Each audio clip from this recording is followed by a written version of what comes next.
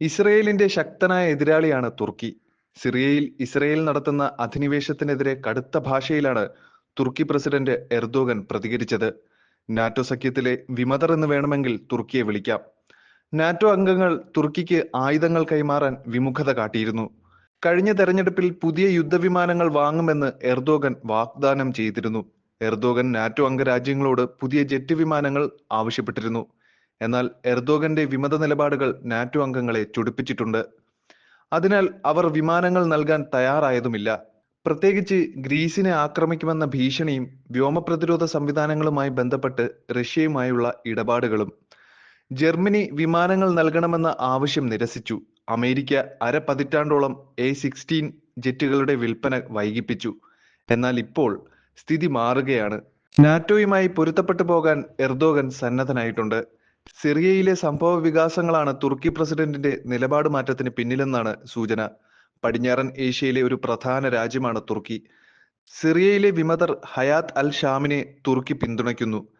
2011 സിറിയയിൽ നടന്ന അറബ് വസന്ത പ്രക്ഷോഭത്തിനിടെയാണ് എർദോഗൻ ആദ്യമായി സിറിയയിലെ വിമതരെ പിന്തുണച്ചെത്തിയത്.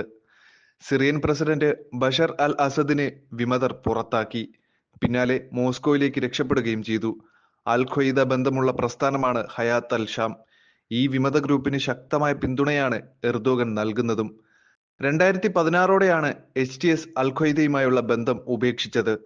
തുടർന്ന് തുർക്കിയാണ് HTSന് പിന്തുണ നൽകുന്നത്. യന്ത്രത്തോക്കുകൾ, സ്ഫോടക വസ്തുക്കൾ, നിരീക്ഷണ ചാവേർ ഡ്രോണുകൾ, കവചിത യുദ്ധവാഹനങ്ങൾ എന്നിവയുൾപ്പെടെ HTSന് തുർക്കി നൽകി. വിമതർക്ക് അസദ് ഭരണകൂടത്തെ അട്ടിമറിക്കാൻ സാധിച്ചത് തുർക്കിയുടെ പിന്തുണ കൊണ്ടാണ്. സിറിയയിലെ സംഭവ വികാസങ്ങൾ തുർക്കിയുടെ വിജയമായും വിലയിരുത്തുന്നുണ്ട്. റഷ്യയ്ക്ക് പോലും അസദിനെ സംരക്ഷിക്കാനായില്ല എന്നതും ശ്രദ്ധേയമാണ്. അസദിനെ പുറത്താക്കിയതിൽ അമേരിക്കയ്ക്ക് തുർക്കിയോട് കടപ്പാടുണ്ട്.